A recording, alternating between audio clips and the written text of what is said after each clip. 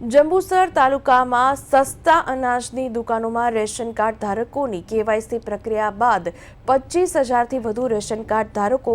જમીનદાર, income tax અને GST ભરનારા તથા MCA director હોવાનું બહાર આવતા મામલતદાર અને નાયબ મામલતદારના માર્ગદર્શન હેઠળ આવા ગ્રાહકોને નોટિસ આપવાની કાર્યવાહી શરૂ કરાઈ છે, જેમાં 20,895 જમીનદારો, 25 લાખથી વધુ આવક ધરાવતા 4,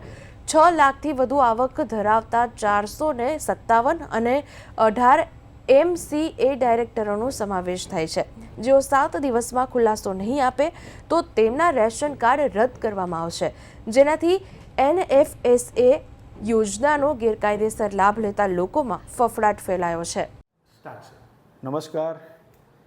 નામદાર સરકારશ્રી તરફથી મળતી માહિતી અનુસાર જે NFSA કાર્ડ ધારકો છે અને નામદાર સરકારશ્રીમાંથી મફત અનાજ મેળવે છે તેવા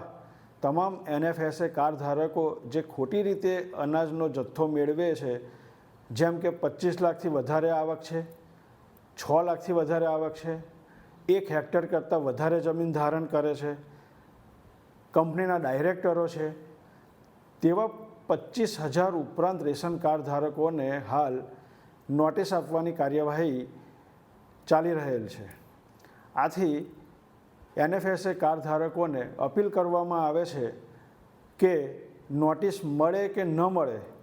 પાત્રતા ધરાવતા નથી તેવા તમામ કાર્ડ ધારકો પોતાનું રેશન કાર્ડ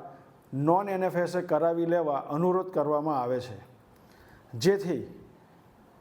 તાલુકામાં ખરેખર પાત્રતા ધરાવતા ગરીબ લાભાર્થીઓને સંપૂર્ણપણે NFSAનો લાભ મળી શકે।